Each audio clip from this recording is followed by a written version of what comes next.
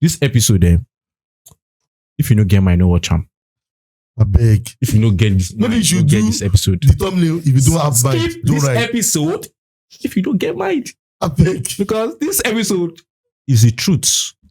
Unfiltered. Unfiltered, yeah. Not scripted, though, I beg. Not scripted.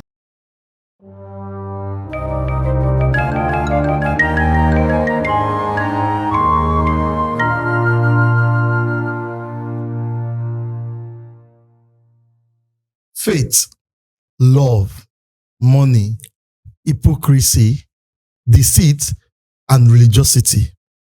Anyone that is doing all these things, people tend to think they are enjoying life. But is that true?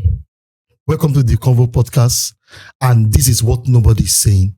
With me, I have this amazing guests that are going to give you the philosophical angle and the feminine angle.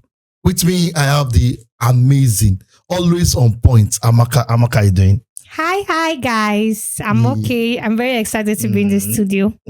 Okay. Shagun, how you doing? I'm great to be here. I don't want to heal you too much because the healing go show. They go know why I don't want to heal you. Okay.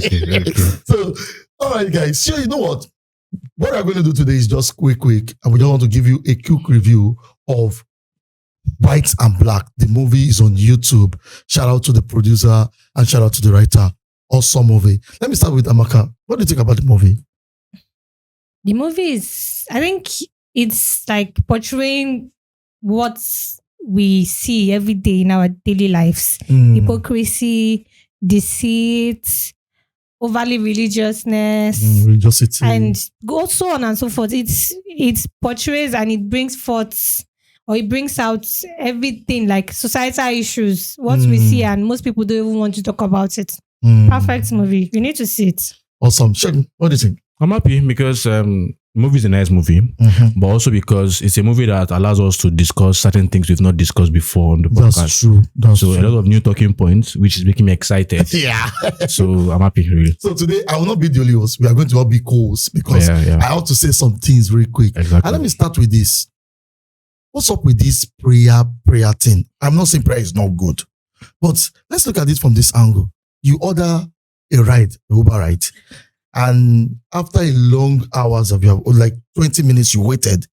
And when you got to meet the Uber driver said, please give me 15 minutes. I want to pray.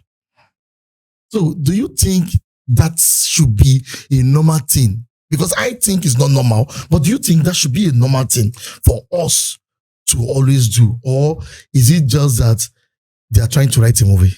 Amaka? Okay. To be frank, looking at that scene, when I saw the scene, I was pissed because why would you tell me? I was like putting myself in the lady's shoe, and I was wondering, I have somewhere to be, very urgent, and you're telling me to give you time to pray. Even the Bible told us that when you want to pray, go into your closet, fire your prayer. Why do you have to do it? Why do you have to do it in the middle of the road, though? You park the car and say how to pray. And you're expecting me, I'm a Christian, obviously. You're expecting me to now concur and to give in and say, yes, though I take all the time when I have somewhere important to be. Doesn't make sense. Check, what do you think? I think it's not about just happening in movies alone, because this thing happens also in real life. There's a part of this country where on a particular day of the week, which is common, where even if you're on the bus in that day, the driver is mandated at a particular time to stop the car and go and pray. So it doesn't matter if you're even in a hurry to go somewhere. And there's people that actually, there's some that don't take it that serious, but there are others that take it serious. So it's something that happens in real life. And I feel, I used to say something that in this world, the two types of dangerous people we have in this world, the first part people, or category of people that we have are people that are not religious at all. Yes. The laissez-faire kind of people that just believe in living life. Exactly. That's the first kind of most dangerous people. The second people are the overly religious fanatics. The fanatics. And I feel that guy in that movie appears to be a kind of fanatic, even though I know that a lot of what he was doing was backed by ignorance, was backed by self-service, self-righteousness. You get, but it's these two kind of people are very, very dangerous. And if you look at the history of the world, all the issues we've had in the various sectors, are caused by people that don't have any moral bearing that religion brings, and people that have an overly sense of morality and because of religion. So that's it. Like, really, because I was the opinion that then you should just cancel the right. Exactly. Don't just accept the right. Don't accept, yeah. You have the right to just say, "Oh, I'm not doing this," off your phone and let it slide. But the painful part is that, him praying is not the painful part to me. But somebody coming over, we are going to get to that lady part and trying to be the judge. And I was saying that, let that judge well. And she was judging like, well, you need to think now, he needs to pray. So do you think now, because I've seen a scene whereby, because I saw a scene in a trending scene in Big Brother Ninja, and a guy was saying something and all of a sudden the other person used it as an advantage. This thing happens in our society where someone just came from nowhere, saw two people fighting and just pick side. Do you think in our society we need to be more sensitive to know how we put things into perspective, Amaka? For you to judge a case, it's better, it's more advisable. In fact, the right thing to do is the two sides. Ask question, what happened? Then you judge without flawlessly, without taking sides. She actually did that. But for her to have gone there to take sides, you should know that she has her own ulterior motive. That's exactly. There was an underlying issue already. So she just used that as an opportunity to just, and I feel like that's what most people do. It happens real life. But for this person to take sides, either I like this person. I just like the way. So no matter what this person does, I'm going to pick sides over you, even if the person is wrong or right. That's true. That's true. That's true. Check on quickly. What do you think? I feel being a judge is a very, very tight position to be. It's a position you don't want to ever find yourself. Because I have a popular phrase I used to use when it comes to justice. I said, to be a very good judge, you must have a complete understanding of the full story. You must know the full. That's only God is truly the just judge, because you can't know everything that's happened, and so you cannot judge. So I feel most people should just, instead of going for being a judge, just go for resolution of conflict. That's good. Resolution. You can't judge because nobody's going to tell you the truth or the full story. That's you get true. and once you make a judgment on half-baked story or half story, you run the risk of actually being a wrong judge. And I think even the moral and the emotional baggage of having made the wrong judgment is really, really so high that, it's tough for you to bear. Quickly, let's go back to prayer. Now, I know Nigeria, for now, from a lot of people, we see Nigeria is one of the most praying country in the world. Like some people will say one of the most prayerful country in the world. My question is, this prayer that we pray, I've seen people tell you that have prayers changed your country? Why is it that we use prayer to cover up a lot of bad behaviors? Take for example, somebody have a very terrible way of living, a terrible way of lifestyle. The moment the person says, Lord, I thank you, and the person is doing fine. And the next moment, that same person that just prayed now will be cursing your father, your generation, your people will not make it. My question is a prayer effect of poverty in this country, or an effect of a way of closure to mask away from every problem people are facing in this country? Check, let me start with you. Yeah, I feel religion, a popular phrase, religion is a solace for both the mad and the sane. So everybody takes advantage of religion. Religion is something that is a very, very wide umbrella, where even those people that are wicked, they use religion as a solace or as a place to be able to carry out their wicked activities under the guise that they are sane, but whereas they're just being mad. So for example, someone that would have rightly said, you are mad to another person, but that person can use it and say, God will punish you. It's the same thing. But that God will punish you and saying it, I put God, this is my Bible, God will punish. It looks as if the person is, it gives the person a kind of, a kind of like tush vibe. But the person is still mad. So I just feel that people use religion for various reasons. Religion has been used to carry out the heinous crimes of the world. So as I'll say again, it's a solace for both the sane and the mad. Amaka, what do you think? As he said, religion is like a caviar a or camouflage. Mhm. Exactly. People use it as a camouflage to carry out a whole lot of things. There are some churches. No, I'm not supposed to say this. Don't worry. So some places you see. Don't worry, What let's- nobody's saying. let's- What nobody say. That's what somebody So, say. yeah, I think I should Okay. help you. Okay, let me. Not only churches. Even every religious. Yeah, this thing. it's religion. Religion is Yeah. we're not saying Christianity now. Religion as a whole, people carry out things under the name of religion. Mhm. That's why religion has a. That's why when people tell you religion is responsible for one of the most heinous crimes ever committed, and it's true if you look It's at Very it. true. Even though it's not the reason, but because I said earlier, there are two type of dangerous people. Mm. But these two people have. So when people say you have been praying and a country has not, the fact is the reason why the country has not even gone. It's not just because of not praying or Praying. praying. Or praying. There are many Yeah, other factors. So let's be so a lot of people use it. Churches, mosques, shrines. They use it to do a lot of to just do unnecessary things. Now, this is what we want to do. This is the first time we'll be doing this on this program. So each and every one of us will pick a point. And what are we going to do with that? Is just that you ask question. That's why I said we are going to do calls. Okay. So that you ask question. If what do you think about the movie? You ask a question that you remembered in the movie at intervals. That's what we want to do. And we are making this possible because most of our fans knows that there are some things in that movie that even the host will not remember. Mm. So that is why we are going to put it straight like that. Let me just say this. Now, hypocrisy. I'm just speaking one word because I know that you people have different things. Hypocrisy. Take, for example, is it a must? I know a lot of Christians say, go into the word and preach the gospel. Is it a must that every person you meet in the bus, you have to preach the gospel? And if it is not, is there a way you need to preach that gospel that the person will be comfortable? Because I've seen churches, even Muslims, traditionalists, they are talking about their stuff, and the way they talk to you, they talk you down. Like, oh, you can't make it. You are this terrible sinner. What is the essence of relation or talking to people about religion that is missing in our era? Amaka.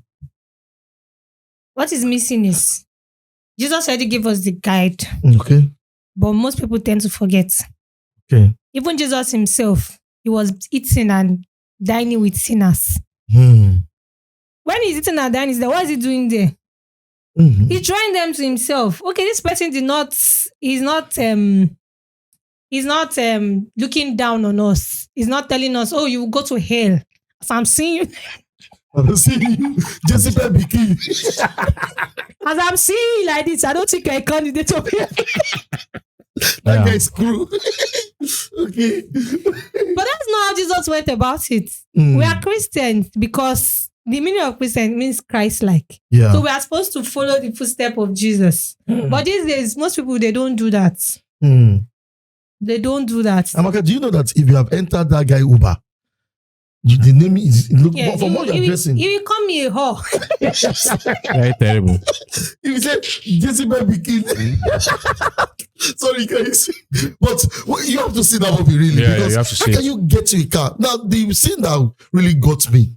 I don't like doing spoilers, but the scene that really got me is the lady calling one of his Sugar sugar daddy. daddy. Hello, sir. You know what I'm going to do to you tonight and everything. The guy just said, are you married to that person? I felt not bad. But when the other guy came on board, he like, sir, from what I'm seeing here, You're not the person. you're not the person she just spoke to. If you know what is good for you. Now, the sense of being the moral compass has now become a phenomenon in all sides of Yes. Nigeria right yes. now. Mm. Because we are focused on Nigeria because the movie is a Nigerian movie. So it's in all sides. Everybody is trying to be the moral compass. My question is it bad to be extremely blunt about it? There's a way we do it, right? But is it bad to just say, I am the moral compass, and if I say it, people should follow? Check me. First of all, the premise of you can't be a moral compass because you yourself, you have mistakes. The only person that can be the moral compass is one that has no flaw. And we all know who that is. That's God. So you are not the moral compass. Don't deceive yourself. And if you feel you are the moral compass already, you're already on the road to perdition. You can't be the moral compass. And I think secondly, as regards evangelism that you said, one of the things that makes one a very good evangelist is that first of all, you understand the fallibility or the nature of human beings. Yeah. You understand that there's human nature that is in the fallen states. You understand that. And also you understand where God is taking you from. That's why there are certain evangelists that might not really understand the depths. You understand? That's why even the Bible made us understand that we have an high priest that is touched by the feelings of our infirmities. I'm paraphrasing now. So in sense of, you need to understand, I'm not saying you should have committed that sin before, but you need to have understanding of what people are going through when they are in certain sins and know how to now tell them, come. That's why the best kind of evangelism is say, I've been there, done that, and it doesn't pay. And so you need to have a feeling, even if you have not actually committed the sin. Secondly, I used to say it, any evangelism that you are doing where your primary message is that there is hell, is fear mongering. It's not evangelism. Fear. If your major message is that there is hell, is fear mongering. Your major message should be the sacrifice of Christ Jesus, the goodness of God. Because you see people, because when it's hell, their decision is not to be saved, is to run away from hell. And any mindset where you are creating a mindset of people where they are doing anything because they are trying to avoid the thing, it's not a long-lasting stuff. They will gas out. That's true. That's why you see, if you see someone that gave his life to Christ because he doesn't want to go to hell, the time will come. The person, maybe Jesus is not coming tomorrow. You understand? And he has done about 10, 30, 15 years. He will get tired and might go back to the world. But if you let the person know that your life will get better, your relationship will get better, there's this joy of salvation and everything you will get, it tends to stick longer. I'm not saying you will not talk about hell, but don't let hell be the center message. Now, there's something I remembered. Now, you guys can now ask your question now. There's something I remembered in the year 2000. People start selling their cars, everything they have. They said, Jesus is coming. I was like, what's going on here? I was like, what's going on? Everybody said, some people are broke as at 2025 right now, 25 years later, because of that simple mistake. Somebody said, Jesus is coming. Go and sell all your property. And they sold everything. And January 2020, January 2000, 2000, which is the millennium, they all wake up, Happy New Year. They're expecting that Jesus will just shine on people, and nothing happened. My question is always to ask people, because you are serving God, God did not tell you to suspend your brain. Exactly. Your brain, don't suspend it. And there's a way we need to relate to people. In fact, it's so crazy when you see a religious person, guys. It's so crazy when you see a religious person. You just know by the way they carry themselves. If you touch them, say, don't touch me. That is a person showing superiority or self-righteousness. Yes. And that is the key problem to that. Now, there's another thing I want us to talk about, and I'm going to be getting on this too. And is a lot of pastors, I'm using pastors and maybe imams or clergies, are facing hell. Let's say pastors now are facing hell in marriage because the woman said, he will never divorce me. My question is, I know divorce is a situation, but I want us to talk about it. If a woman marry a man out of deceit, don't that man have right to say, I want to file divorce? I think it depends on what you call deceit. What is deceit? From what we saw in the movie, the lady changed somebody that she was in the world for so long. It's not that she said she's not going back anymore. All of a sudden, she changed addressing, and because that guy was a religious fanatic and ignorant, he fell into that trap. And immediately, during their honeymoon, she started showing the sign. I think, I want to go in a particular direction. Let people know vex, but I think in the sense of there's nobody that marries another person with 100% honesty. Deceit is one of the foundations that make marriages work. Wait. I'll say that again. Repeat yourself, but I don't agree with that. Deceit. I'm coming. Make I land. Deceit is one of the. I'm not saying it should be deceitful. But I'm telling you that if you want to look at it in the lens of everything, deceit is one of the things that even make marriages successful. In the sense of, are you telling me that it's everything you did in your single days that you told your spouse? You can't say everything, no. So the decision to willfully keep some information. It's not deceit, it's just being wise. Yeah, so what are we saying? So, but I know what you are saying. But I'm just trying to say that I feel our own is now it's manipulation. Mm-hmm. What that lady did is manipulation, but it's what we call mirroring. In psychology, they call it mirroring. The guy. In terms of you are mirroring, that's like one of the worst things you ever do is to let a lady or a guy that's trying to be a relationship with know exactly what you want in a spouse. I know some people tell you, let them know what you want. Bro, you are not dealing with robots, you are dealing with human beings. I've seen a lady.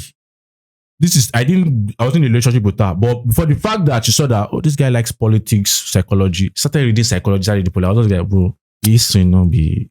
For that, doing that fact, I didn't know. You're joking yourself. You should not be. So, and this idea that we say, you must like what your spouse like is manipulation. You don't like it. You don't like football. Just come out. Be yourself. Be yourself. Let me know. Because all you start, one thing, we said before, the most important rule in relationship is whatever you start with, you must continue.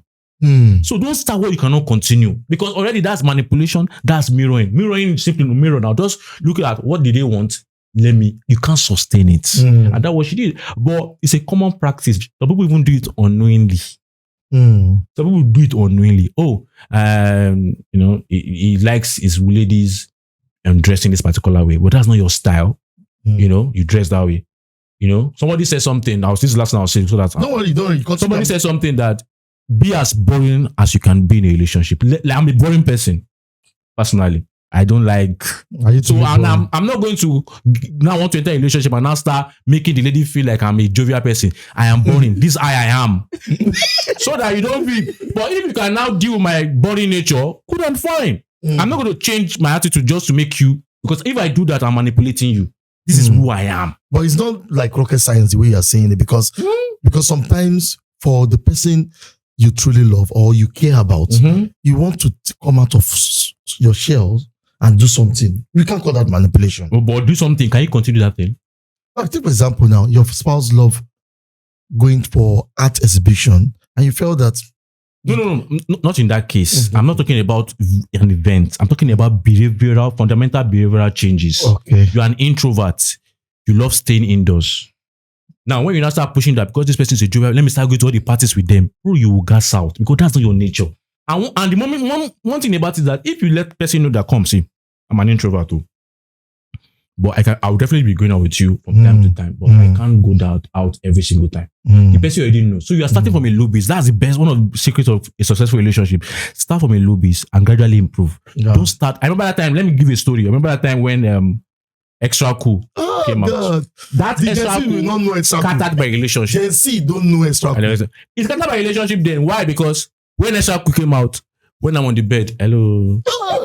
Don't cut it then. Let's just be talking over tonight. Let me hear you snore. And that was not my nature. Yeah, I can't keep talking to you 247. It got to a point where, bro, what did you talk about? I gas out. I said, don't you love me anymore? But now, that was my legacy that whatever you cannot continue, don't start. You know the painful thing about Extra Cool is that the first night is always fun. Wow. Now, let me just tell you what Extra Cool really means. Is that MTN did something. Bring it back. MTN this is that it is about midnight. You come from 12 to 5 o'clock. So during that period, no, it's not Extra Cool. Sorry, magic number. There was a particular number you register for a particular amount. You call any time of the day. Yes, that was what I did. Different. That was what I did. There's Extra Cool too. Extra Cool is midnight. I did magic number. Okay, you did magic number, but both magic number and Extra Cool is that magic number simply means you register one number that you call 24/7. But because some guys then they have. But is that not love? That thing I was trying to, for me, where I beat myself. she wanted to talk. You know, when ladies are in love and They want they to want to talk. talk, and I was like, I have to meet up this standard. But if it was that I was as wise as I am now, I would have told her we can't keep talking. I said sometimes if I finish lecture that time, hello, what was magic number? I could call you. I don't do magic number for my own family. I don't have Like, how can you do magic number for your sister? There's nothing to say. I call, I got out. But do you know the brief about Extraco is that I was on campus then, and when Extraco started, and the first time we called, it was like, hello, we said everything, love story. We did not sleep till 5 o'clock. In fact, that 5 o'clock was not enough. We said, At time they run it. Now, the next day, we said everything, but this time it was 4. Like, I want to sleep. Not bad. Just hold on. Let me hear you snore, baby. And you know the painful thing is that is the because you are both in love. I don't know what they call it now. You have to say, cut it, don't cut it, cut it, don't cut it, cut it. Tell me good night. I will cut it. But the painful part is that after the 4th day, You have anything to talk about? there was nothing to say. In fact, it was so awkward that when we see, we don't have anything to say. Hi, what is wrong with you? And funny enough, we have to be very honest with ourselves. A lot of relationships did not work because people actually got exhausted. Exactly. And You're rushing it. yes, don't rush relationship. I know the love they shock you. Take it gently. And I know some people might be like, you're not showing me you love me. But what I'm trying to do, and that's what I learned from this, I know I have to be showing it so that I don't get exhausted. Exactly. But people just want to love all the love. It is romanticism.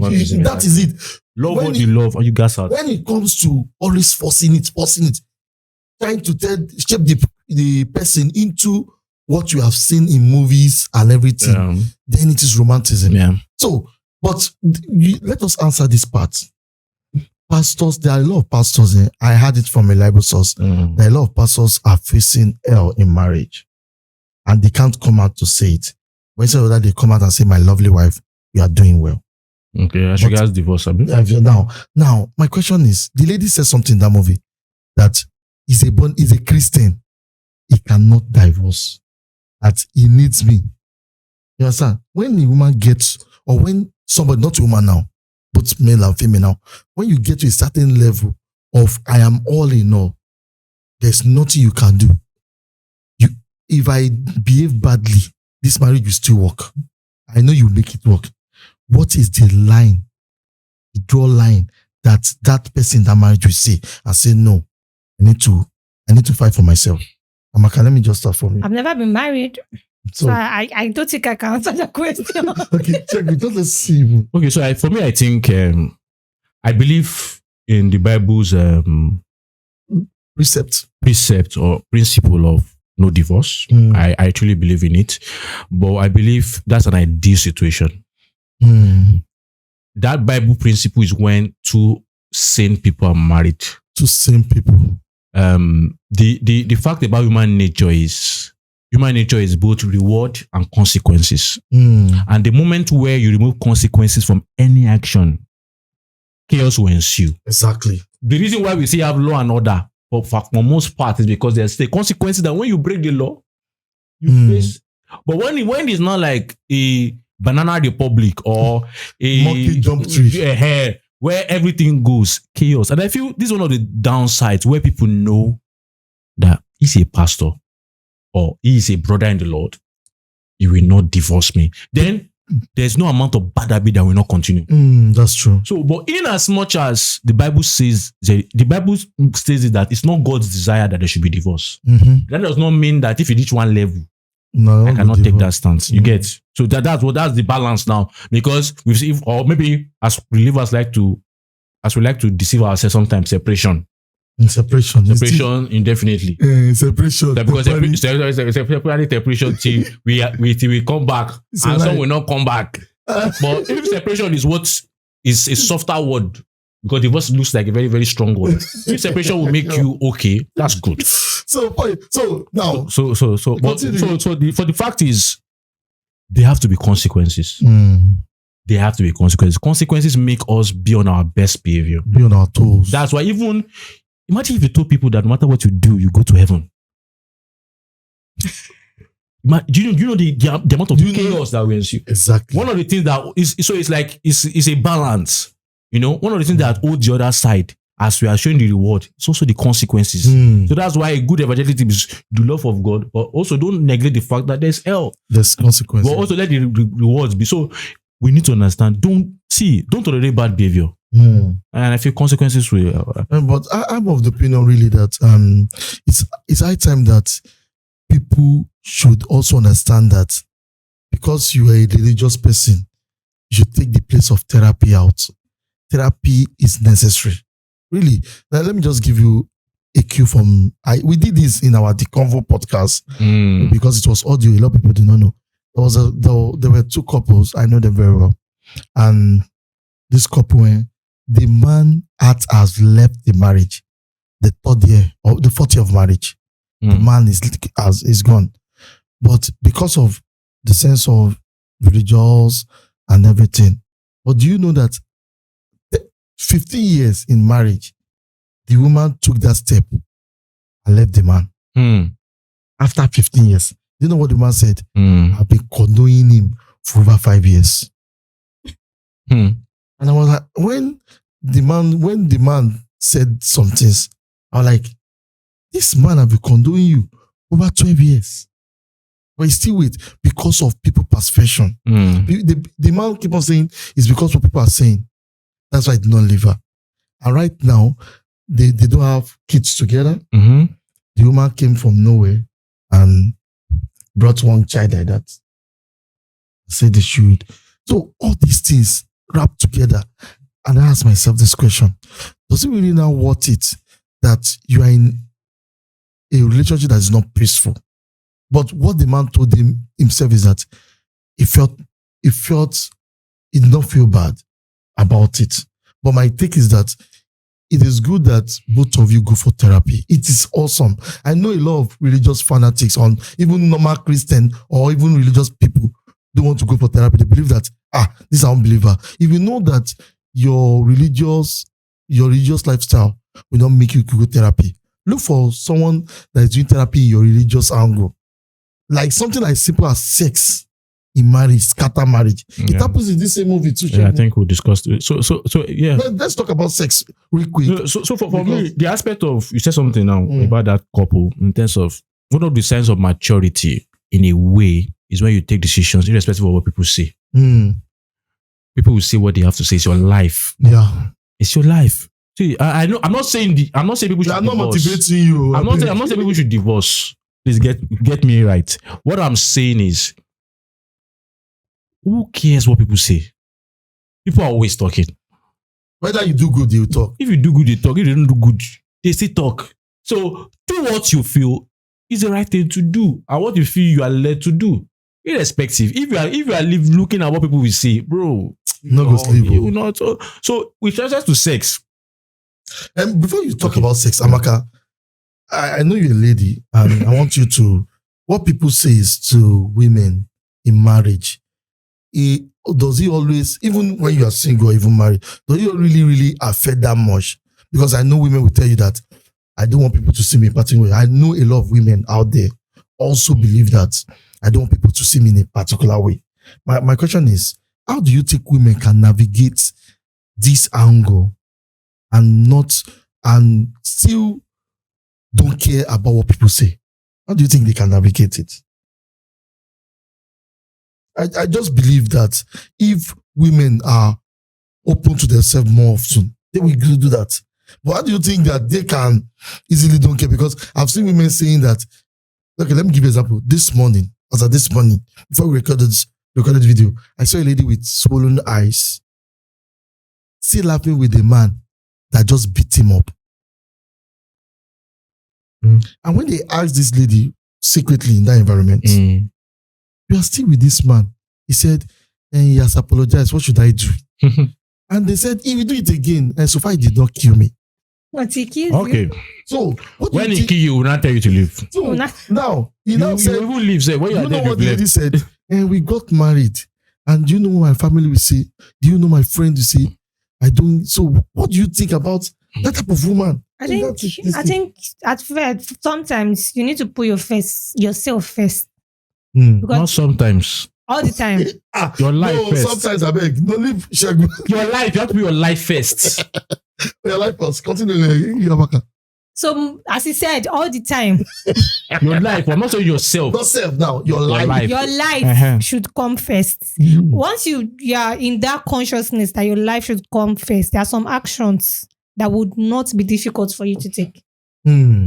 Your life comes first. Please don't misquote this thing. Life simply means that if there is a threat to your life. Exactly. Since this is an example now, the guy is beating out to the extent of she having a swollen high. There's one thing there's one that happened this week on Twitter. I visit Twitter, a bit TikTok. I saw the video or Instagram. Yeah, I think somebody is it Yaba Left or one of those the bloggers. They reposted it.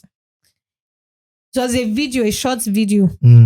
This lady, she just gave birth. The man, her husband, beat her until she got unconscious. And she now started having, I think, health issues. Jesus. Wow. She just gave birth to God. They invited the police. What I even enjoyed past was the slap that policeman gave that man. He did not even ask what happened. He first gave him back. They took him to the station, and I'm very sure that it's the woman that will still go and beg, please release my husband. That's true.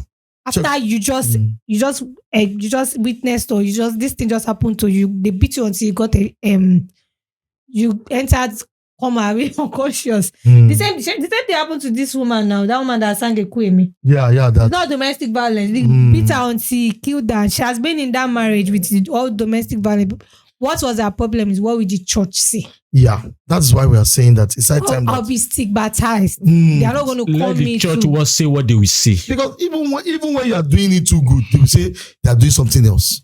I guess, Shegun. Yeah. So for me, I had a situation according to what it's not in that movie, but we felt that all these things can because that man. It would have happened if not because that man had self-control. He would have slapped her because she was overdoing it. Exactly. And that's what it's a very technical thing when people can just do things without consequences. You will see you are raising monsters that way. One of the ways you can raise a monster, either be a child or a spouse or whatever, is when they do things and there are no consequences, and they know that there's not going to be consequence. So you have to shock people with consequences. Now, when it comes to domestic violence, because we went there, I had a situation where there's a particular couple that the husband used to be the wife at one point, and then the wife decided that she wanted to leave. And I know at one point the wife was looking at me that brother, I would say one or two things. I didn't say anything. Quiet. Because do you know the moral? The wife ended up leaving the husband, but do you know the emotional baggage you tend to carry if you tell somebody that's in a what they call it, abusive relationship to stay and then the person dies? You are responsible for the death partially. Exactly. Because you should be a level-headed voice to tell the person that come, your life first.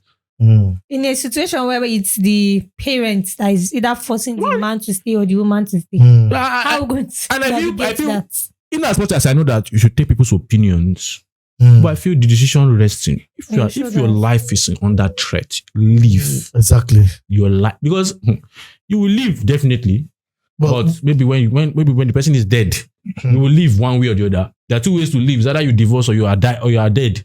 So but there's other way around, because that man now, this man, why he did not leave the house? Because there was a point that that house was just too hostile for him. I know he has so many bad behaviors too. But do you think the man leaving the house and leave the woman there is a good decision for the man to take? Like, assuming as she's doing all that and he had no peace, do you think it's good that the man just say, you know what, I will live in this house, I will stay somewhere else? Do you think it's the right decision? Yes, it is, for his own peace. For his own sanity, actually. But for his own peace, then it can take like a time off to probably think, get his games together. Maybe that will make the woman reshuffle. That's also it might actually make the woman reshuffle, or he sees everything in a wider wider picture. Mm. So you get to see, okay, this is where the problem is. Do I still want to continue with this? He has the time to take any decision he wants to take. That's true. And that way, it's going to help him to not be to not be a woman beater. That's true. Okay, Shegun. Yeah, so I think Amaka said it in terms of but I'm still going to go back to this. It shouldn't get to that level. That the man have to leave the house. Yeah, and I feel we said something this week in the behind the scenes about the psychologist term called positive reinforcement by B.F. Skinner, where you don't tolerate rubbish. You don't see. I'm so you don't tolerate rubbish, but because in marriage there's some rubbish you have to don't just tolerate. Rubbish. Let the person know. No, there's some things that the person has to understand, and I feel this is one of the things that people have to lay as a foundation while dating or in courtship. Let the person know that for this thing, even There's God, we know that there's something that God does not tolerate. Yeah. Let the person know. Create boundaries. And do we have boundaries in marriage? It's a marriage though. You have boundaries in every single thing you are doing. But marriage is two people becoming one. You have to have boundaries. Boundaries is what makes life. You know, everything in life is boundary. There's a boundary between heaven and earth. There's a boundary. Every single thing in this life has boundary. Your house has a boundary to the other house. Yeah. Nigeria has a boundary to other nations. This world is a world of boundaries. So if you feel your life is just a life where anybody can troop in, yes, so you can't just say you want to go and go to heaven anyhow. Yes, boundary. Heaven is only meant for a specific people at a specific time. Abi? Yes. You have to fulfill certain qualifications to go to heaven. Even the angels that left their boundary, they were punished. Interesting. Adam and Eve, they said don't eat. That was a boundary. They ate it. What did they do? You need a flesh to be seen on earth. That's a boundary. That's qualification. So life is about boundaries. And if you don't live your life by boundaries, I'm sorry, it's going to be a disaster. So let people know. Once you're in a relationship with somebody, let them know that. Let them be able to say that. Let them be able to predict your behavior. That once I do this is the result I will get. But once people see that, the Bible even said it, a double-minded man is unstable in all his ways. A man or a woman that says, don't do this. It's not like a child. We say many times, don't do this. The child will test you. Exactly. Adam and Eve is a perfect example of boundary. Don't eat of the tree. Nobody loved us past God. But they ate it. What did he do? Baba send them in packing. His love, he still dressed them up. Send them packing. Send them packing. So boundaries are very important. And I feel people allow things to slide. I think maybe it's because of westernization. Maybe westernization, because when you look at all this in African setting normally, there is a certain boundary that people thought at that time men are being domineering. But there's a boundary as a woman that you don't get to. You don't get to a stage whereby you call your husband big head, whether you are playing or joking. So, and people will say, it's too much, it's just a joke. Amaka is looking at me. No, it depends on the individual. And the level of play. I can't talk about my own perspective. Because I've seen someone say to his husband, foolish. I like that's foolish. And yet, the man just smile. If that's the level of play. Language? No, if that's the level of play, I feel, but I won't tolerate it as a person. But if that's the level of play, everybody has to have their level of play. Which level of play with that? I'm saying it's a level of play. People got big head and the guy already understands. But it's just that also be very careful that sometimes it can be a level of play, but there are certain gatherings where you say it and that becomes like. Yes. Imagine your wife saying, big head, can you pass that this team? I love big head. People now look. So, but I think indoors, if that's your level of play, I think it's nice even that couples play that way. Maybe in their closet. Mutual respect. I beg. Amaka, now tackle me. I know you won't tackle me. No, you actually has said everything. So that's exactly what I want to say. It's probably their way of communicating. There are some people that have especially all these street people. And they will not be laughing and they will be yapping themselves. Sure, kinika, they'll be laughing. My love. And honestly, and those kind of things, I feel it's good to have play. All this I'm saying, people say this guy is too strict. It's not like that. Yeah, street. It's not like that. You have play.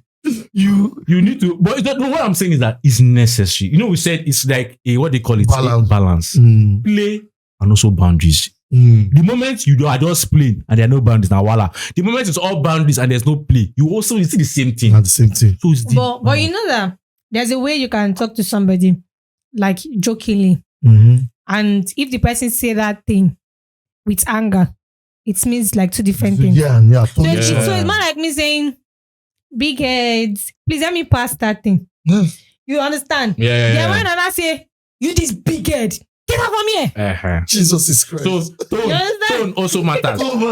So there's big head of love. Big head. No, I think everything in this life is based on tone, the tonality of stuff, because you definitely have said it. A particular word can mean different things with different tones. Especially in Yoruba land, whereby one word means many things. So I think we're still on sex now. Now we'll now go to sex now. Because there's a scene I saw. They said married night is always fun for those that have married. They said it. I know all of them. They said it too. We were not married, but I'm not married, so I don't know. People that are married, they said married night is always fun. But that lady said, "Let me eat you raw," and pastor said, "Lord of Jesus." My question is, I've heard about, and we are all adults here. I've heard about oral sex and all this form of sex in the closet. And the man said, "No, I can't do that rubbish. There is a particular pattern God have laid down." Which verse is that? My question is, sex in the kingdom, like, don't let me say sex in the kingdom now. So sound like a movie, Sex in the Kingdom. Snake in the monkey shadow. So, snake in the monkey shadow. So there's something I want to ask, because I've seen a lot of people talk about sex, especially in the church. When people talk about sex in the church, you see people crying. They don't want to hear it. And this orientation, I've seen two couples, when they got married, the wife was a virgin and the man don't see straight. So when the man, and the lady did not tell the man that I have not done it before. Wow. And I just felt that every lady I've met, nothing happened. And he entered paradise. And there was blood. As there was so much blood. And after since then, the man have to say, okay, let's do this. And there was a time the lady said that, I'm not used to this thing. They have taught us in the church that is something we have to not do so much. And the guy said, I'm not like that too. So my question is, sex among people that are religious, should there be boundary in the place of sex in marriage? Let me say something on that. Before you get to a stage of saying you want to get married to somebody, these are the discussions that you have to make. You have to talk about it. You cannot say, hey, I'm shying away from it. You're going to marry this person. See a brother that is checking Christian app. I think we will come there. Okay. So in that movie, you will notice that they did not talk about it. They are all Bible. I want to go and do evangelism. Let's go and do evangelism. We're not saying you shouldn't do evangelism. It's okay, win souls for Christ. But there's a boundary. As he said, there's a boundary to everything. You want to get married to this person, you are still going to do this thing regardless. Why not just have this discussion to be sure that, okay, I'm compatible with this person. Sexually. Now, that thing you said now, the guy, strict, the girl, virgin. She did not tell him that I am a virgin, so he can be gentle. And there's a stigma that comes with virginity. People, when you say you're a virgin, people say, that's a lie. You understand? Now, and people that, I don't know, in those days, when you tell a man, I'm a virgin, men tend to say, oh, God bless you. But now, when you say you're a virgin, you say, what happened?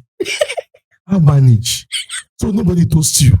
You understand that concept? It's like moral imbalance or decay, moral decay has happened. So this sex in marriage, I've seen Christian people, they said the highest problem that scatter a religious marriage. I don't want to use Christian because we have other views. Is that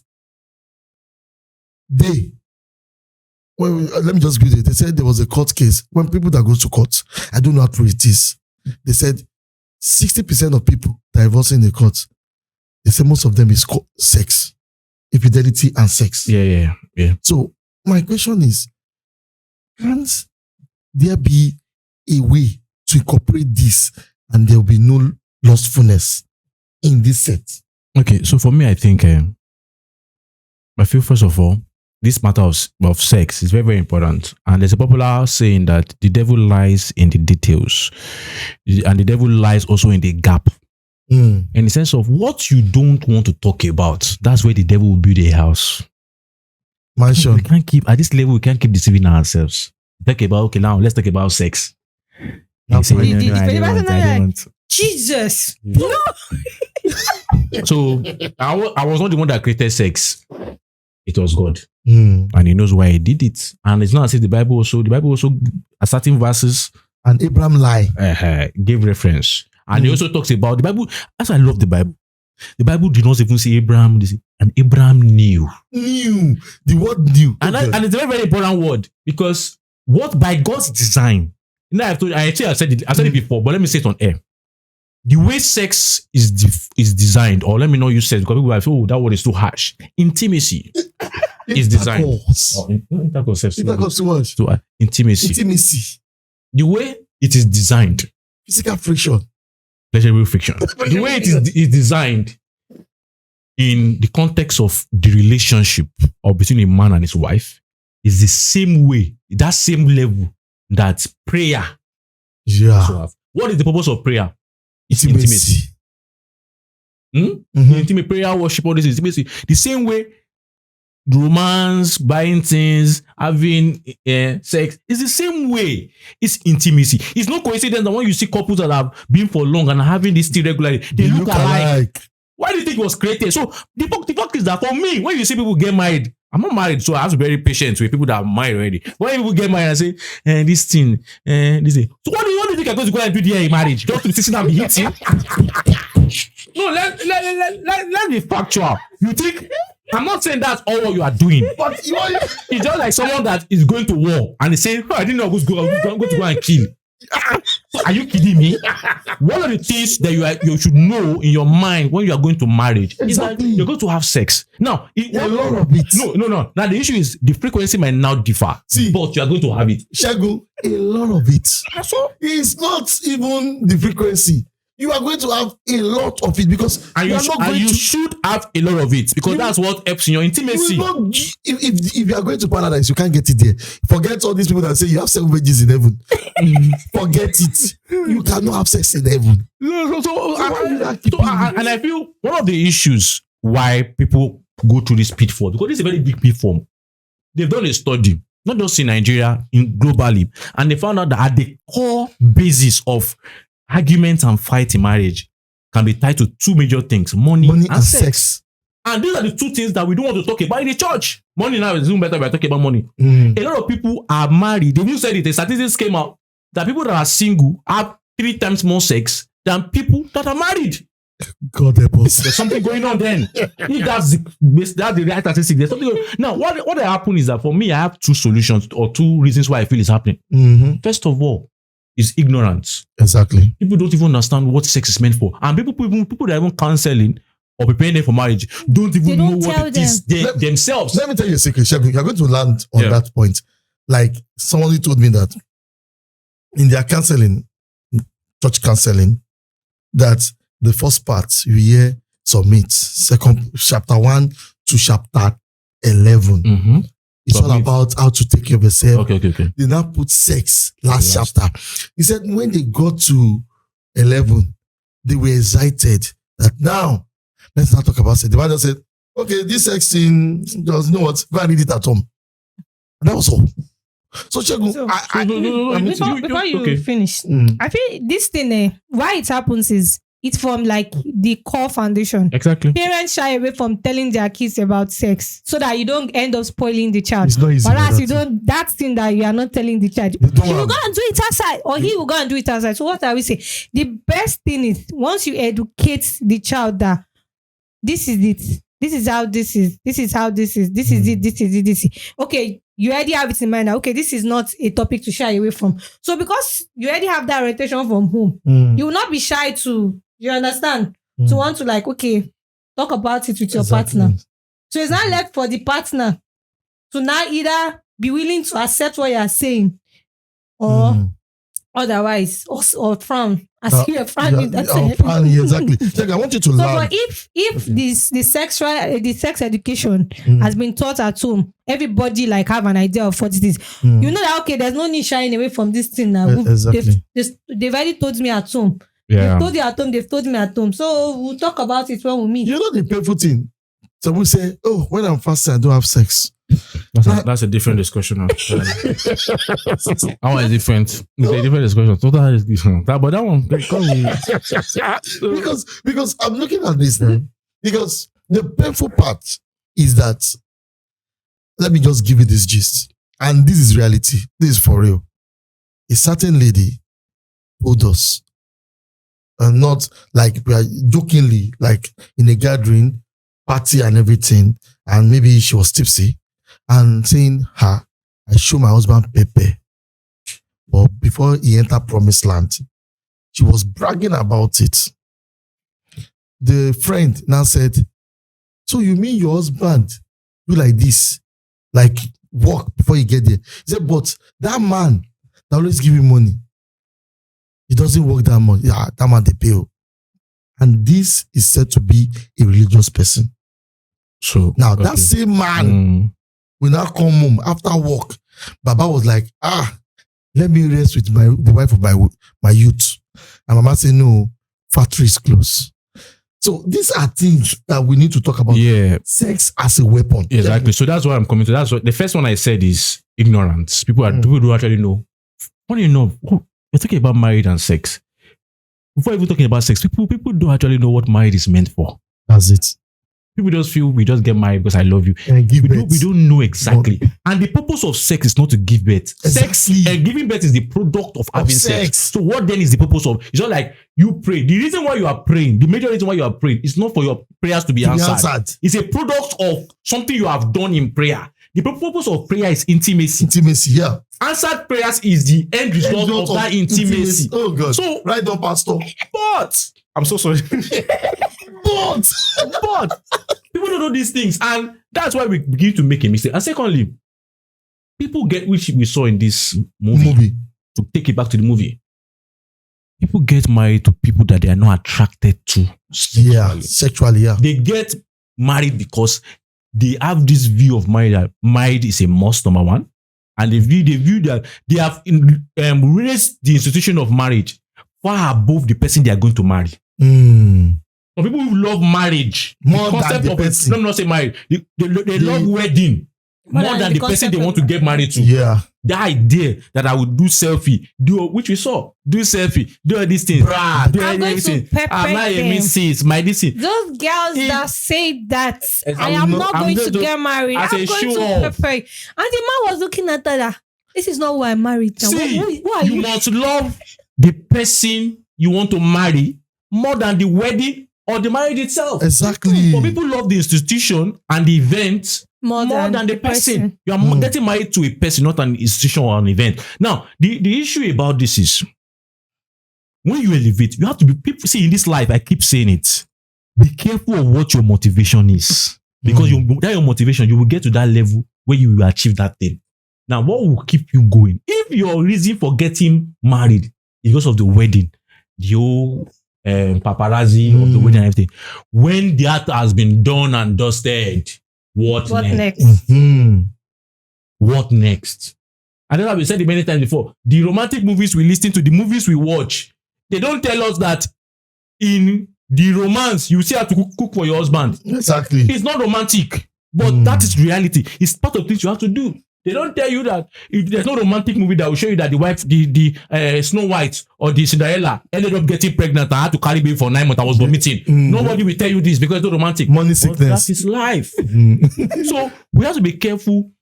And another thing about it is when you get married to somebody where you get married to a person because of the institution or the event and you are not sexually attracted to that person, it's a life of frustration. Yes, so. It's a life. And see, that when you say Christian marriages, you know, when this one they tell you, people come out, I'm telling you, I know it's backed by medicine somehow, but when they tell you that, should I say this? I will say it. Say it. When they tell you that you have to, first of all, you know, a woman's body is like what they call it, it's like a this thing you have to first awake her. flower. Waiting be awake. Are you really sure? But because we have seen ladies that tell you that the moment they saw a guy they were attracted to, they were instantly on. Yeah. There should be an issue with the attraction. Yes. Why you have to be, tried many times like a generator before you come on. When you are not listener. But these are questions we are asking. Yeah. And lastly, let me end with this. In the sense of what they call it, a marriage. When you said a virgin is mine, see, the reason why they call it soulmates is not because you see somebody and say, oh, this person looks nice. No, a soulmate is someone that has experienced like almost the same thing you have experienced in your life. That's why they call it. The soul has made relatively the same amount of journey that your soul has gone through. You can't tell me you are a novice getting married to a general in this matter. General. You can't. No, you know what I'm trying to say. Someone is a virgin. Problem. Problem with it. That's what the Bible says. Do not be unequally yoked. People don't think it's just unbelievers. No. Do not be unequally yoked with someone that has the experience of a general while you are a novice.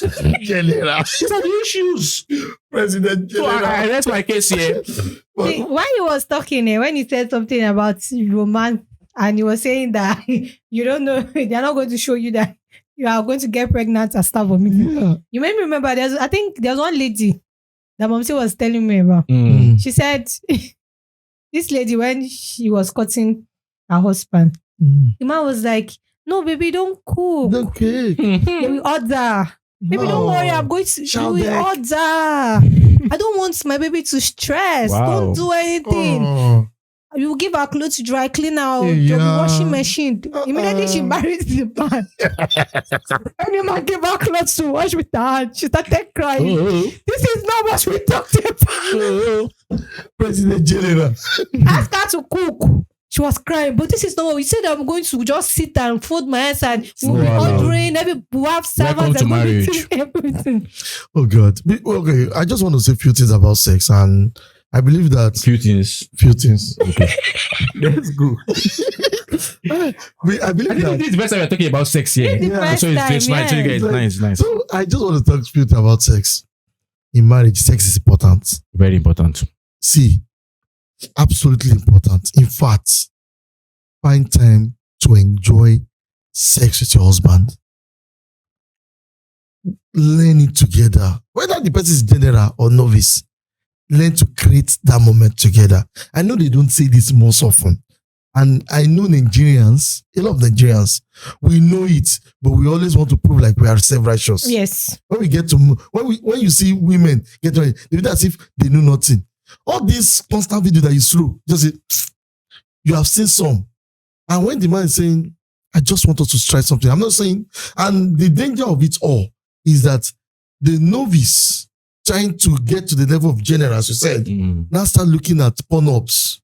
Yeah. That's another terrible thing that is causing That would problems. not scatter everything. And that's scatter everything. And I think we need to talk about that. We said it on the convo. Shegun and Amaka. Let's talk about pornography in marriage after this. So it is highly This episode okay, we should change it. is too much for the let us first. This one we don't talk. Let us Let first.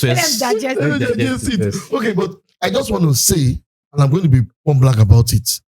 If you get married to a woman or a man, and that man is tapping you off sex, report the man. In fact, sue the I think man. it's a breach of contract. I'm telling you, No, it's a breach of get your contract. lawyer, sue the man. Breach of contract. Let me say this: the popular phrase we use in the body of Christ, because we are Christians. That's what we're talking about, and other religion also can also apply it.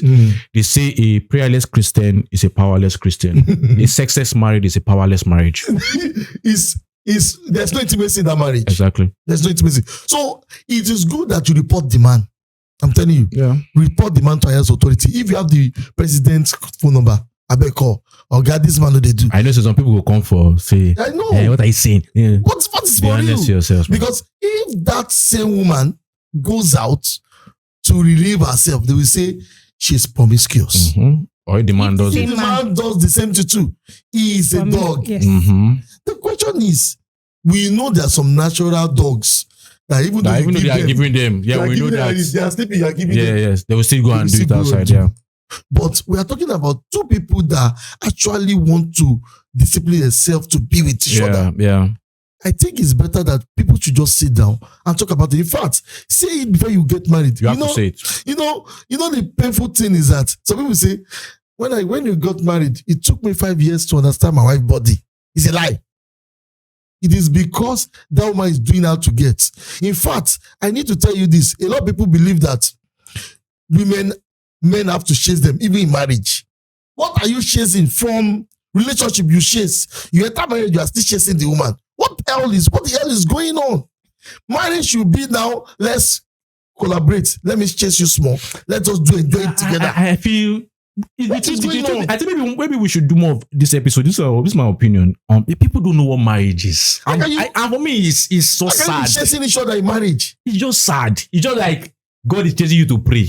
Hey, God, you will see men. I've seen men saying that I have to prepare my wife heart, do special program. Baby, the Bible said we should not. You are not the owner of your body. I'm not the owner. Must you preach to her? God help me, God help me, brother. I know you are facing it. I can see you understand what I'm telling you. No. And you'll be prepping her. Some men we go home buying many gifts. Mommy, she should go there tonight. What is going on? And funny enough, someone said something that I agree partially, because I don't want to cause a lot of. Let me not say I agree, but he said something that want them to know. That he said, funny enough, he said all men pay for sex. One way or the other. But it's just that some pay it under the guise of marriage. It's one way or the other. And it looks like that because imagine when you have to prepare, buy rules, I'm not saying those things are bad, but if you don't do those things, you don't get in, then there's a problem. And this thing as a weapon is terrible. It's terrible. See, you know the funny may thing. God deliver you. You see, some men are doing it too. Yeah. You say, and I don't understand. So let me just start with women. When we say, get me something when you're coming. Oh, I don't have the money. Maybe next week. At night, the man will say, babe, I'm tired though. And what? I'm tired. Sleep. And you expect that man to sleep without thinking. Let me use another quote and that phrase from the Bible that came to my mind just now. Saying some so sorry about that. It said, no problem. A popular phrase, they say, a man that does not provide for his family is worse than an infidel. A person that does not provide for his family is worse than an infidel. A woman, because now they use man for that one, let me also use woman. A woman that doesn't sleep with her husband is worse than an infidel. I think no, it's the truth. I said you want to come for me. And the fact is, even if they say they satisfy husband. No. Yes, now. I think this is the truth. Because I know this pain. See, I'm telling you that if you gather, like there was a time, there was a lot of trending. men are going through it. See, there was a trending on, is it Instagram, whereby they will say, the man will pick up a call and the song will be hello, and the man have to put it in the woman's wherever and say, it is me, I'm calling you. It has been a long time. Imagine, must it be a long time? If you know, maybe you have to move to another. If you know you are not ready for sex, don't get married. I'm saying, sister, if you know, it's not the same way you tell a man, if you know you can't provide for the family, don't get married. It's the same way, if you know. I'm not saying that's the primary purpose of a woman, don't get me wrong, but I'm saying that's one of the major things that should occur in a marriage. If you know you're not ready for sex, if you know, I can't withstand his body or my body, then why are you getting married? Now by force. I don't like touch. Now by force. You don't like touch and you get married to him. Stay alone. And I think this hypocrisy have to stop. Trying to do like a virtuous woman. Amaka, you can jump on it too, because this one, they pay me. See, men are not saying this. And that's why you see some, you know the painful thing? People will hear a pastor commit a scandal of sex. The first question that comes to my head is, I have never seen the wife of the pastor come out and say, and I'm giving me a lot too. Right, I think they will not come out. They can't come out now. But the problem is that even the pastor said it, that every time he get down from the podium, the pastor that's said true. The urge are the highest. For sex is always high. That man, and when that man preached, like, this man, they have sex. But yet, he said it was always high. For me. And that period, that woman will not say, babe, I'm tired. No. The question is, I don't want us to overflog this, but let me say, That's the final word we are going to say. the question is, who gave us this idea that sex is not Listen. is a sin, something that we're not talking about? It was created by God.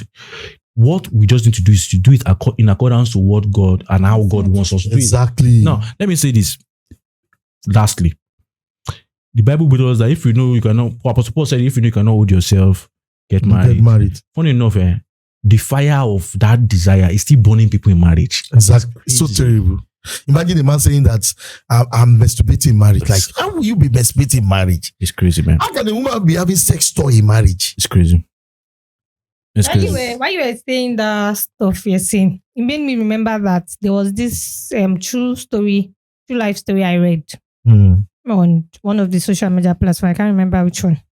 So the lady was complaining. She said, my husband is very active, of which I'm not arguing about that, because anytime he's ready, I used to give him. But now the problem is, despite the fact that it's always much, in a day we can go TV times or 4 times. I think at the early stage of marriage, I can't remember. The early stage is expected that it should be much. She said even after the TV times 4 times, this man still had affair. Which trend does he have? That one is addicted. That one's addicted. That one a dog. To the extent that he was now having an affair with somebody in his office. To the extent that the woman is even having an affair with. She was married. She's also married.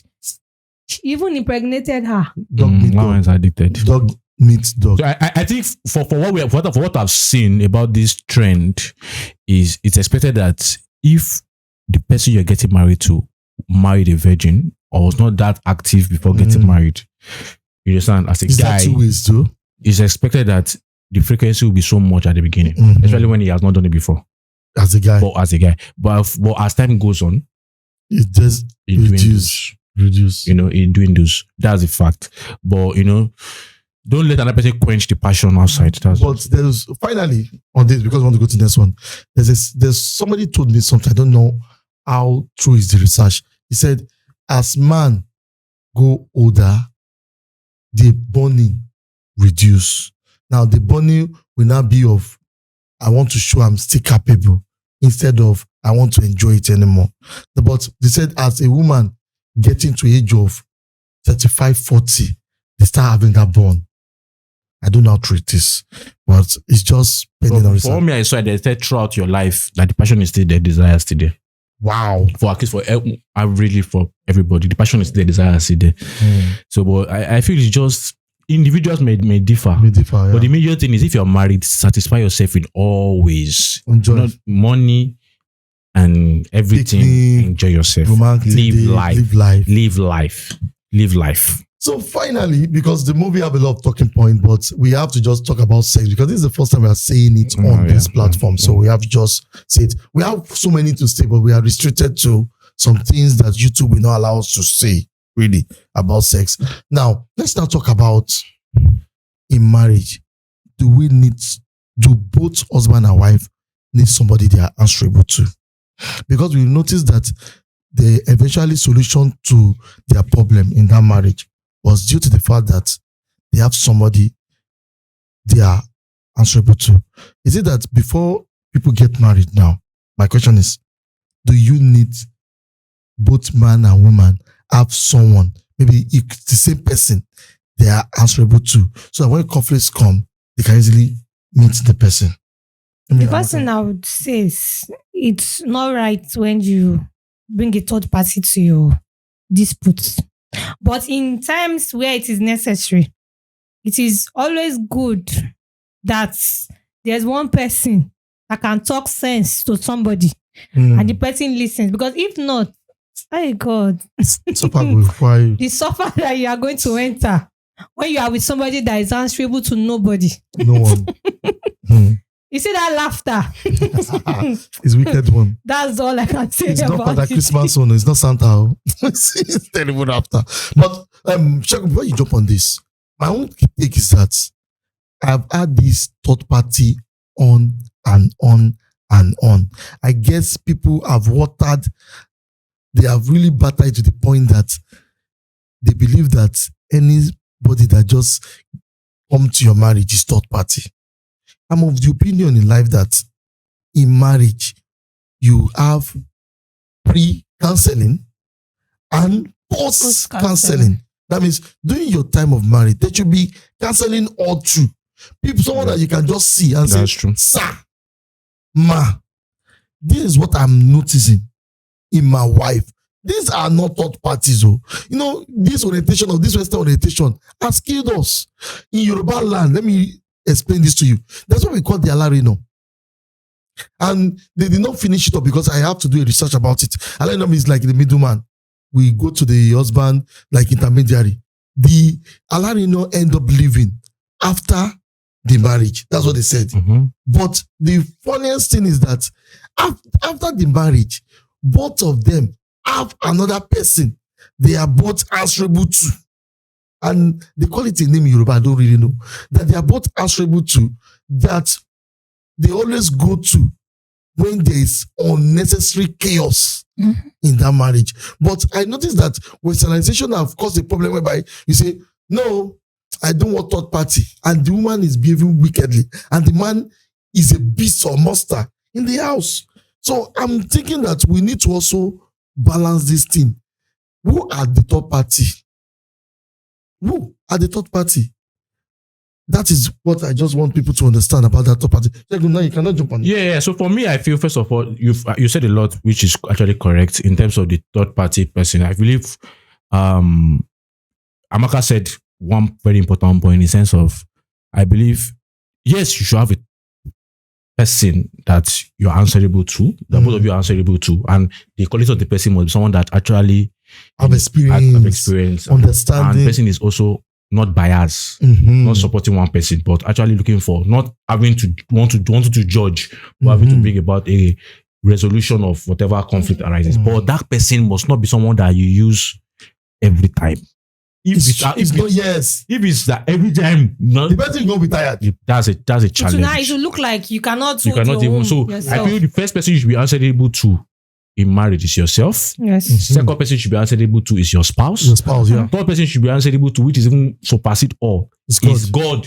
And then maybe you cannot have other people there. But also, I feel that in terms of counseling, I feel marriage is one of the very few things we do in this life where we don't constantly develop ourselves. Exactly. You get a job today. You still go for courses to develop yourself. Exactly. But marriage, when you don't get married, as if people just relax. I'm not married now. So what again? That's what the lady said in that movie. You're not married. You're not So constantly developing yourself. It's not bad where you see people say, before I got married, I was going for marriage counseling, going for marriage seminar. I was reading married books. I was reading married books, but you got married now. You forget those books. You don't need them again. So you should constantly develop yourself. Constantly improve yourself. Constantly go. It should not be only singles that are going for marriage conferences. Married people go there, sit down, learn, refire this thing. It's not easy. Anything that you don't refire will ultimately die. Then I think last thing I want to say about this issue, because you see most of the issues that happen in marriage, I know it's difficult to, but most of the things that happen in marriage is trying to change the person you married. That's the problem. The first step is select well. That guy didn't select well at all. Even though they solved that problem, it's still going to the core. Yeah, it's going to be good. It's a movie now. Movie has to end now. It's not live. When they don't say the end, when they say I don't live happily ever after, I lie.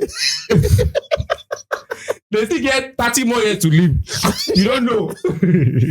So not to joke about it. Yeah, there can be resolutions, but the fact is that the first step is choosing well. Exactly. I know that guy was actually deceived, as you said earlier. But he allowed himself to be deceived. He allowed himself to be deceived. Don't be naive. A lot of Christian brothers, let me share this. A lot of Christian brothers or Christians. We are going to talk about more things. Are naive. There's this thing now that they say is going on. They'll tell you, a lady, after she had hold around, she will now. You are going to a very tricky place. No. It's about. After she has hold around, she will now rebrand herself. Because you can see it in the movie now. It was there in the movie. She rebranded herself. Well, Somebody that used to wear skimpy. They know her as, I'm a skimpy lady. I wear skimpy only, makeup 247. My wig must always be on fleek. She now rebranded herself. You know, wear earring. The shirt she wore, very long, almost oversized. Where did she get that set? I think when I saw her in that movie, I'm like, what? Even Deeper Life not to reach one. Deeper Life not to reach this one. This skirt very big and long. She tied her hair, carried very big Bible. She went as, I want to do evangelism because all the whole I've been doing, it not pay me. Imagine. I think I want to go back to my father because I think the good girls are winning. That is the perspective that most people have in the world now, because it's not even about the movie, even real life. It's what's happening. Even real life, happening. people are seeing it. People are saying it. That's, if you know you want to be a whore, embrace it with your full chest. Let them know that this is what I want Do you to think be. Don't now, after the whore is not paying you, you will now come and be disturbing one Christian brother that's supposed to marry a Christian brother that sister. be praying to God? This But every episode, day is praying, God, give me a wife that will serve me with you. You know A wife that will sorry win to so cut you. I together. want to say this because if I did not say this part, I know that some people say you did not say anything. The part that the guy said, Lord, I need a wife that is beautiful, that our sons, our children will be fine in you. Yeah. In the Lord. Which kind of prayer with that one? So I think this episode, We're not going now. this episode. But If you know what- that, okay, sorry. you know that it's not even supposed to be so. No, Why would somebody now rebrand themselves because they want to get it married? should not be so, but that's Stop. life. That is life. And so, Stay one place, let them see you. no, that it should not be so. Many things in this life should not be so, but it is because that's life. But the fact is, Christian brothers and Christian sisters, the only word I have for you guys is that do not be naive. Do not be naive. And please stop There using are- the Holy Spirit to lie. say, Holy Spirit told me you are my wife. Oh, God. What is going on The with guy, you? the guy said, God said you are my wife. So I really was reminding him. God said, God know me. God know me. So I feel we should just, don't be naive. Don't be naive. And I feel this episode because I know where this one will round up. This episode if you don't get my know what charm. I beg. If you don't get this, Maybe you should get do this episode. the thumbnail. If you don't have mind, Skip don't this write. episode if you don't get mind. I beg. Because this episode is the truth. Unfiltered. Unfiltered. Yeah. Not scripted, though, I beg. Not scripted. I've checked finally. I want to talk about something that is more common in the world when people want to get married. I don't want us to talk about parental pressure. We have said it in one movie like many that. times. So I want to talk about how people get married to people. How people get married to people. Let me give you an example. There's a certain pastor then that said, oh Lord, the first woman, when the pastor said it in a way that this lady that I'm looking at, if any woman that comes to a meeting and give me this thing that I'm thinking about, Lord, let it be this woman. And they bring it with Bible backing towards this thing. My question is, how do people get married nowadays? I'm hearing God will. And God will. And God told me, imagine a crazy thing like I prayed and we saw each other picking beans in the dream. I was at the well and I have nobody to draw water from, and she came and she helped me. Just and like he the came. woman and Jesus at the well. And she came. All these things. So Shegun and Amaka, how do people get married? And the concept of fleece. I know Shegun will talk more about fleece now. The concept of fleece, whereby people just say, God, show me a sign. How should proper people get married? Must we take religion baggage into perspective? Is there difference between, I'm sorry, as it's coming, I'm saying it. Is there between spirituality and religiosity? Yes, there is. Yes. No. So if everything comes back to each other, how should people get married in the normal sense, Amaka? Before I answer that question, there are some people that the overly religious people will term as this person is an unbeliever, and they have a better marriage than people that they look at themselves and say, I'm a Christian, I'm born again. Yeah. Why is because those people, they took time to work on themselves. Mm, They took Amaka, time good. to look at the person they are with, to analyze the person, to know the person. Is this somebody I can be with? Is this somebody? That's why it's looking as if they are enjoying their marriage. But when you want to do your own, it's all we should talk about these things. They're talking about the Bible, of which is not a bad thing, but you shouldn't be too much.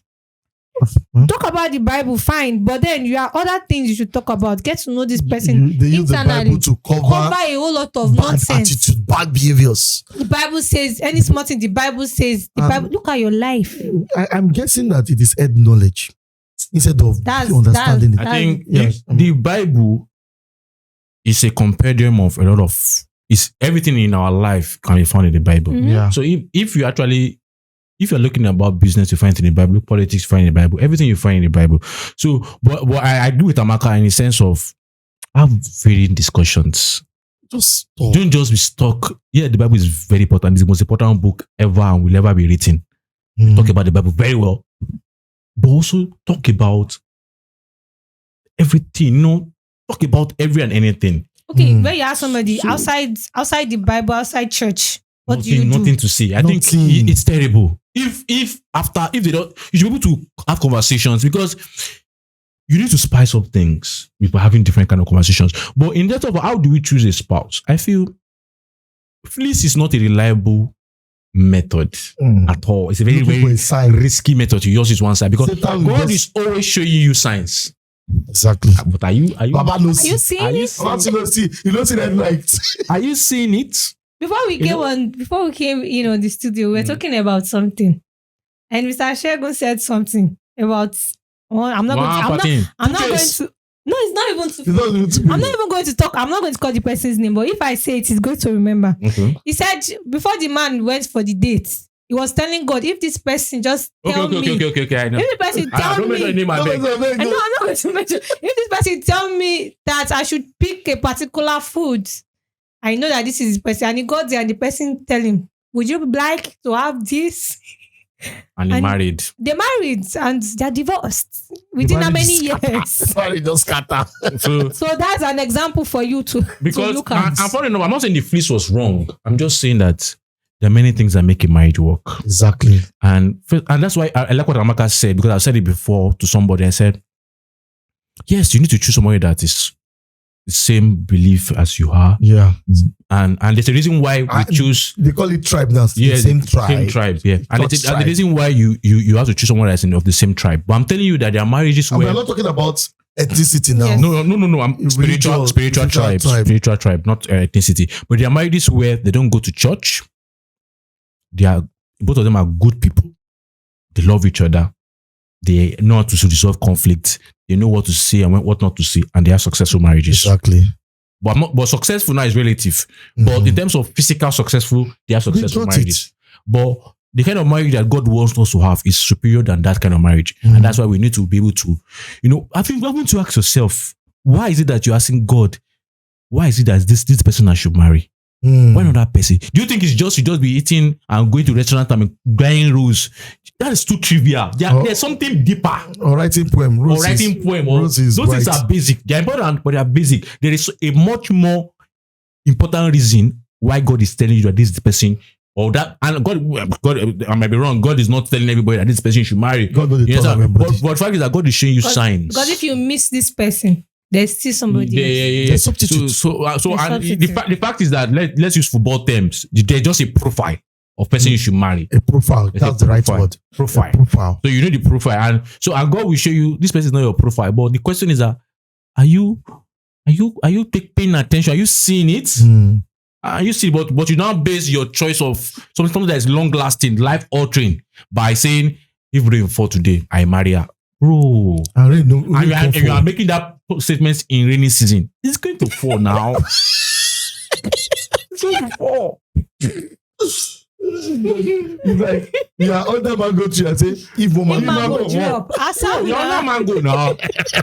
Mango will surely drop with or without. Don't see it as a sign, please. And again, So if I dream about them, but what you do before you sleep now, I picture you the look. They look. Are you whining God or whining They yourself? look the Instagram. This baby fine. You can't dream about them. You don't talk say. And again, while you are also looking at this, you also look at the type of person you want to get married. You can marry somebody that is a very good Christian, but you are doing well spiritually, you are doing well physically, but the person is limiting you, limiting your potentials. It's So very, that's why you need to you will not be in regret for the rest of your life. In fact, Amaka, And at that point, it's that this guy is the best thing, this girl is the best thing in my life. In fact, Amaka, there's a saying that said in Yoruba language, I'm going to interpret it. They said, "Ìyàwó burúkú ṣe é fẹ́, àna burúkú ni ò ṣe é fẹ́." Because of you, Amaka, it simply means you can even marry a bad wife, but you cannot marry a bad family. Now, you understand what I mean? It means that if you are going to a bad family, whether the woman is good, the woman will still be bad. Yeah, exactly. So, or if the man is good. So that is why a lot of issues are happening in marriage. Because everybody, in those days, you do background check. Exactly. Nobody do background check anymore. Yeah, exactly. You just meet each other in the church. And one guy said it. I don't know if it is real because I felt bad about it. He said, if you want to get married to the worst kind of people, go to church. I was like, He said it on one big platform like that. Yeah. And I was like, why is it like that? Because of this rebranding and remodeling. You have done people all that are in the world Religion, that as I have said, gone it's where a they've solace. gone to. Yeah, religion, as we said earlier, is a solace for both the sane and the mad. So I think So people just use that. Yeah. with this point, I will just tell you guys to say the final word. Okay, so let me say final word with respect to what you said about doing background checks. I was funny enough.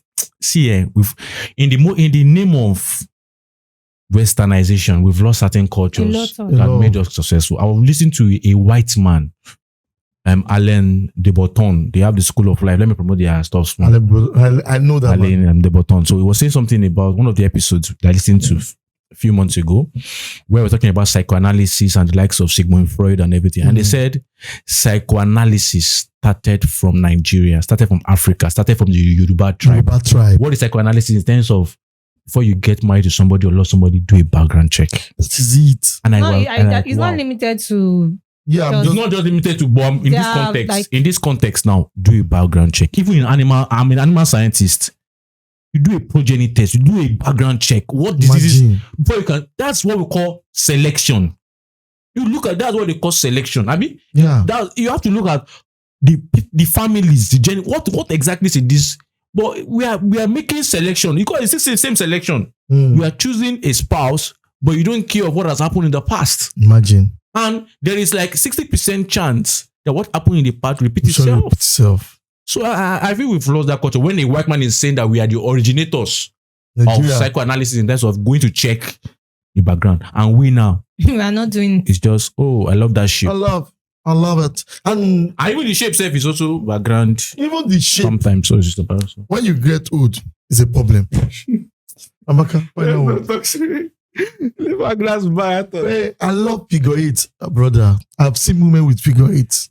People deal with women, or let me not just say women. People deal with people where they get the shape where they like, but they're not happy in that marriage. Exactly. Those are important, but it's not important. No, they're important, but it's not important. Onto me. They pass the mantle to me. Before you get married, just check these things. See, it's better you marry late than to regret forever. Exactly. I've seen somebody that got married to the love of her life in her 40s and they are living well. Exactly. Don't be pressured. Don't rush. So you don't end up regretting it. Okay.